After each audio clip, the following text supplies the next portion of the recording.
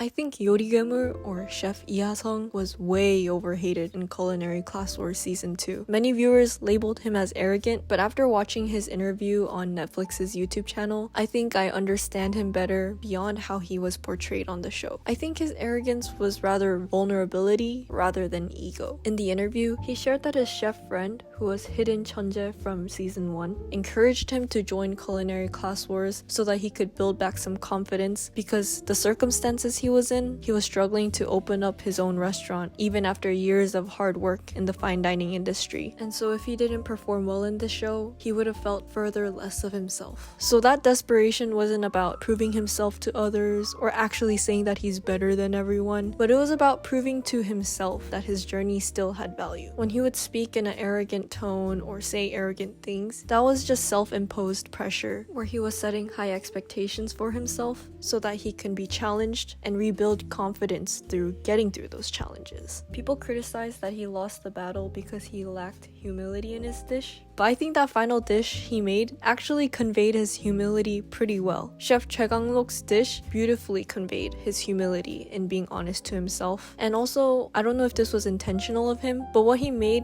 really portrayed the reality of many chefs' lives where they make a meal using leftover broth and scraps after a long day of work. And this reflects how he's already established himself, and so he can afford to reflect back on his career. But 요리괴물's recreation of sundaekguk reflected humility by honestly showing where he currently is in his life. He was still at a stage in his cooking career where he needed to be impressive to both himself and others to earn traction and better opportunities. So all this to say, if we paused more often to ask why people are the way they are and try to see beyond the surface, we as a society could replace a lot of the harsh, insensitive, unfair judgment with graceful, loving, and intelligent understanding. And through that, perhaps both the internet and real-life communities could become a safer, healthier space.